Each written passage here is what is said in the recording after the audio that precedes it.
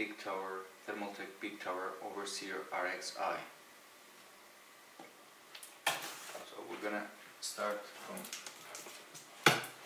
unboxing this nicely printed box. It's nicely designed compared to some other plain brown carton boxes from other manufacturers. It's a black case. It's a big tower with a window cutout on the side. So let's open the package to see what we have here. It's not very heavy. It's around 10 kilos unpacked.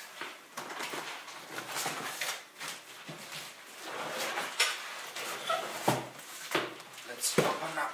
Let's see what's in here.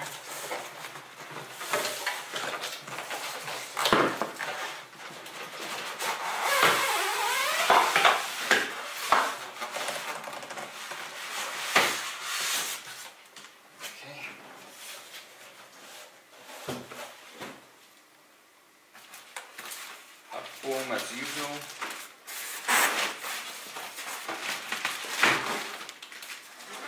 To keep it nice and safe.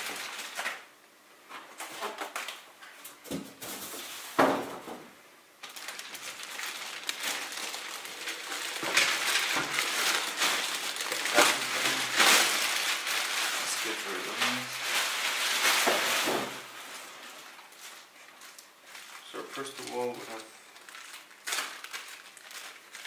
the manual.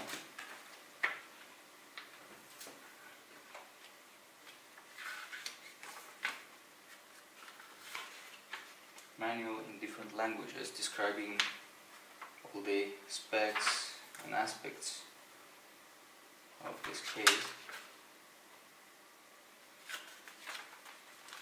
Let's put it aside for now and see the case itself, what we have here.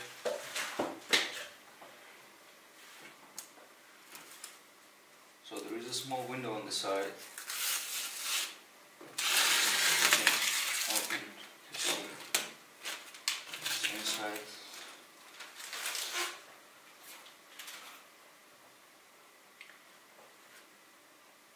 So let's begin from the front part. Here at the front we have a mesh.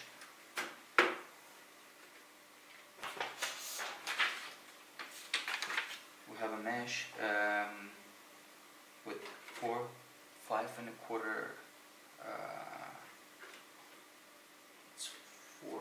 Yes, it looks like 4. 5 and a quarter inch base for CD-ROMs, fan controllers, reservoirs, anything you can imagine. Even with an adapter, you can turn it into a 3.5 inch hard drive bay. Here we have the reset button, the power button,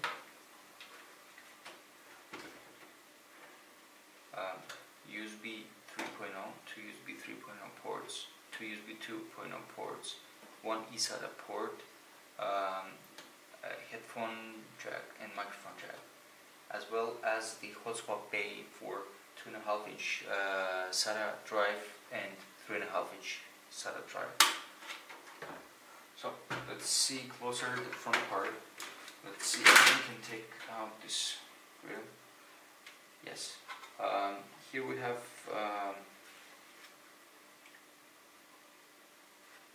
the drive enclosure, the bay enclosures, which we can take out just by unclipping it, so it comes out fairly easy. Should come out very easy. The plastic is not the best quality, but from outside it looks pretty good. So here we have a dust filter which can be removed Yes, you just push it and it comes out here, and you can take it out and wash it. Here we have a 200 millimeter fan, one of the two that this case comes with from the factory. So we have one 200 millimeter fan at the front and one at the back, at the top. Sorry, at the top, and there is a space to put another 200 millimeter fan here at the top. So I assume this one comes out too. Yes. So we can see if we can take it out.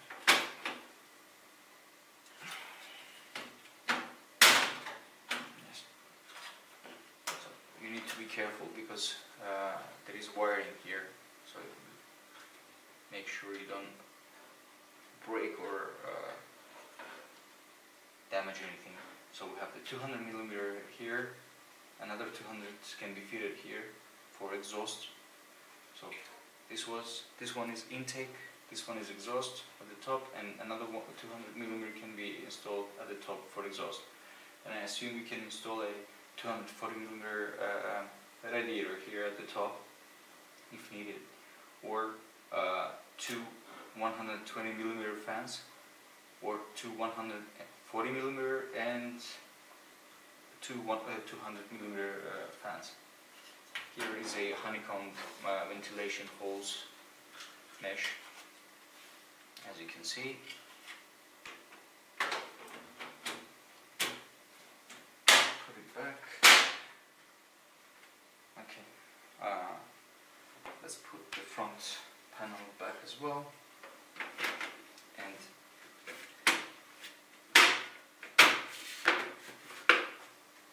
continue to the side panel. So this side, well, it flexes a bit. I assume it's because of the rubberized fits that it has. We'll check that later. So two front screws.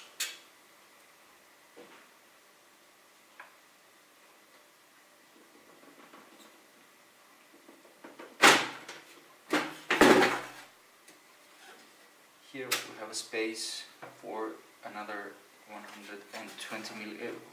200 millimeter fan, which can be used for intake to cool down this area, or where your graphics card and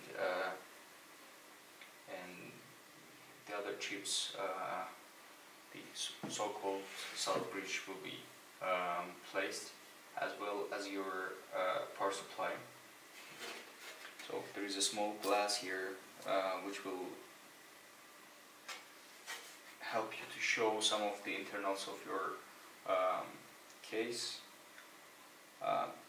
Too bad it's not large, for example, compared as the one of Corsair 750D, which shows more internals, especially the graphics card and your kick-ass power supply maybe. Okay, so let's put this aside and see what we have inside. It seems that we have five 3.5 inch drive cages, hard drive cages. So we just push these clips and it comes out. So we have holes for 2.5 inch SSD drives, or even if you want to put a laptop drive, but not recommended. So five 3.5 or 2.5 inch hard drives can be installed here. The cage itself is not removable, so you cannot install any radiators at the front. Only if this one is a bit fancy removed, and if you do some modifications, maybe you can install a 140 millimeter radiator at the front. So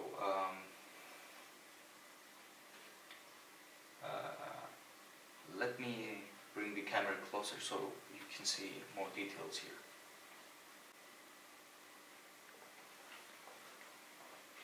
So as you can see, we have a lot of space here for pretty much any motherboard that you might think of, starting from micro ATX and finishing with XL ATX. And the motherboard standoffs are pre-installed, rounded with rubberized grommets, which can make your case look much better when it comes to cable management. So it's quick release, toolless ports for your 5¼ devices such as Blu-ray drive or DVD-ROM. Most of the people don't use DVD-ROMs or optical drives anymore, but you might, so this might come handy. So as we said, we have three. We have 4 5¼ inch base, but you can only install 3 optical drives. So what else we have here? We have some extra accessories here.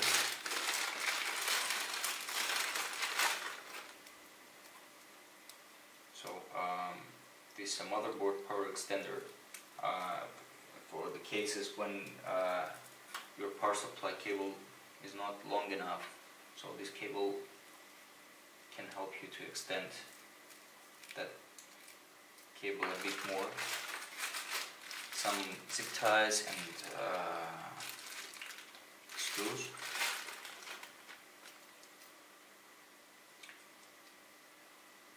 Molex to smaller connector for your fans. A speaker might come handy in some cases when you're troubleshooting your an error with your motherboard or your memory or graphics card. So it's always good to have one.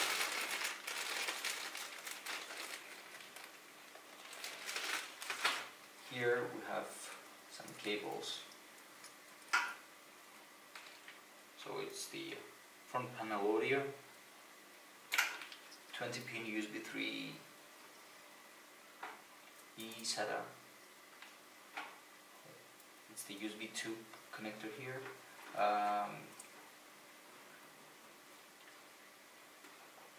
And the hot swap bay. So one of them is eSATA and the other one is hot swap. So you need to think of your motherboard to have 2 extra ports or eSATA ports on your motherboard if you are planning to connect the eSATA at the top and the hot swap bay. Here is the power for your hot swap bay. And here are the front panel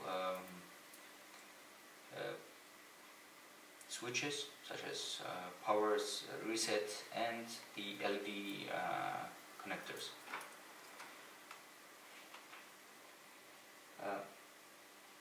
As I said, you can install pretty much any motherboard here.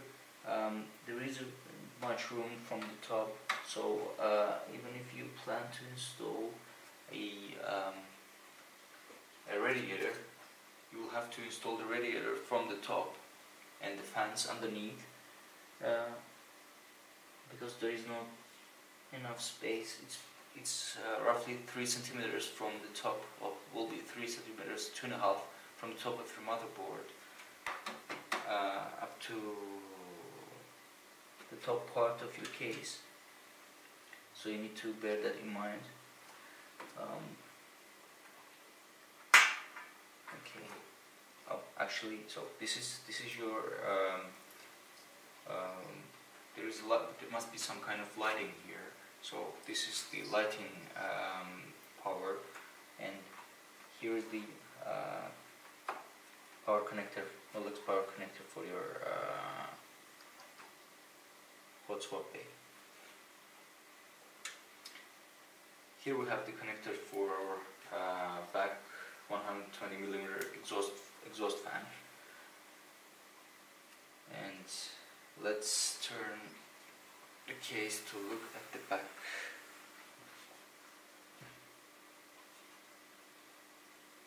So let's look at the back.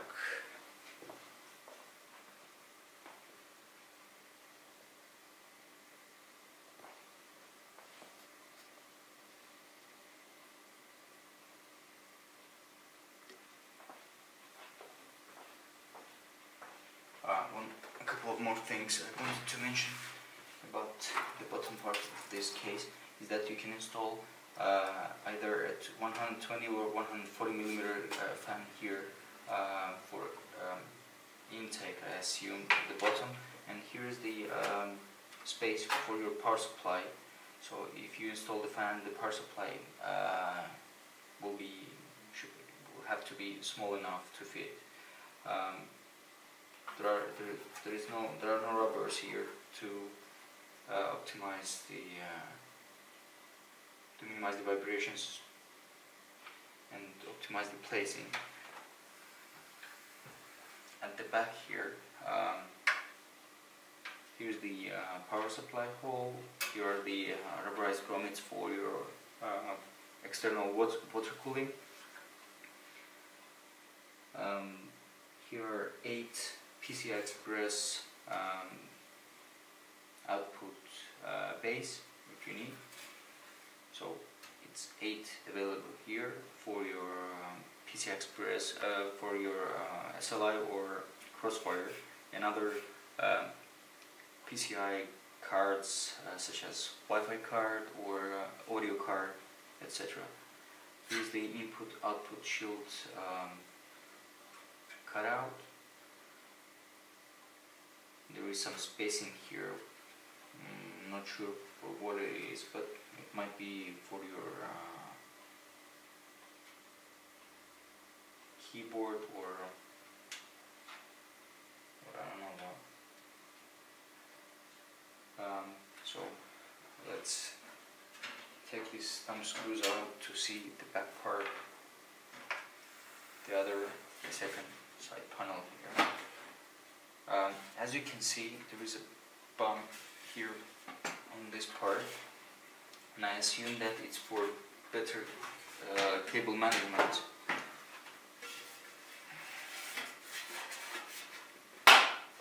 Take some force to come out.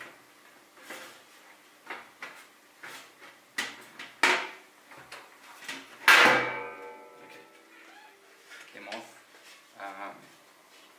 Very rigid.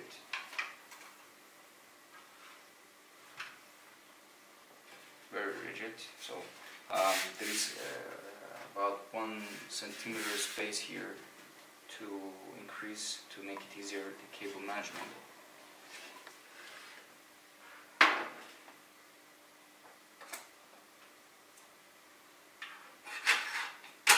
As you can see here, we have a CPU backplate cutout for your aftermarket cooling CPU fans, so you won't have to take out your motherboard to replace your stock fan, or to maybe clean the existing one and replace the paste. So here we have the top 200 millimeter fan, and here we have the front 200 millimeter fan. Both of them can be connected to your motherboard, or we have here 2 connectors.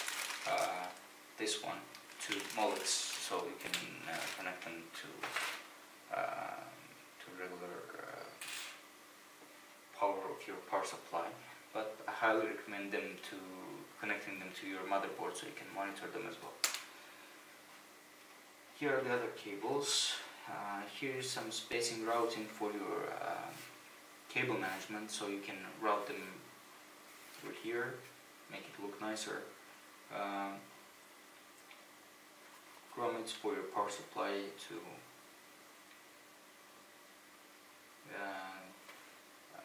route the cables.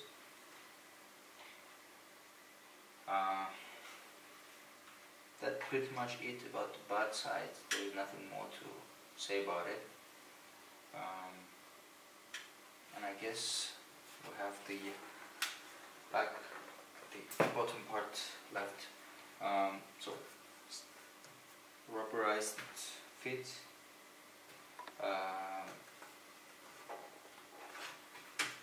So it seems a bit slightly damaged during the shipment, as you can see.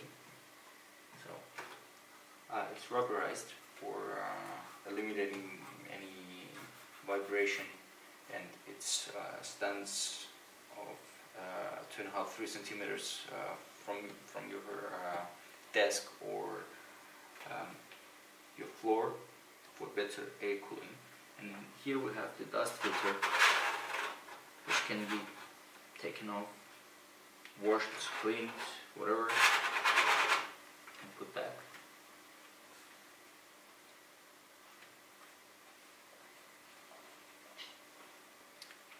A few words I wanted to say about this case. It's a good looking case, not the best quality, I have to admit. It's in most places it's plastic.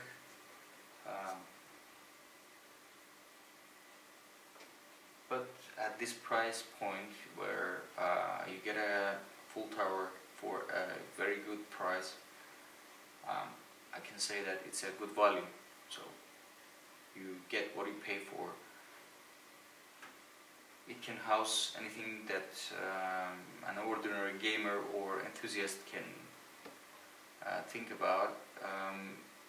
I think it's mostly for people looking for air cooled case, because there is no much option. There are not too many options for water cooling. So if you're looking for a air cooled case which can house a lot of hardware, pretty much, not too many. For example, it can house only 5–6 hard drives, a couple of graphics cards, up to 3, I think. I don't think it can fit 4. It looks good, has some good options such as hot swap bay, which can make your life easier in most cases when you want to take data from your old hard drive, or just put it in, get some files and take it out if you have a backup drive. Enough connections at the front, both USB and eSATA. So I would definitely recommend it for people looking for a big case, but also affordable ones. So thank you for watching, and if you have any questions, feel free to ask them in the comments, and hope to see you next time.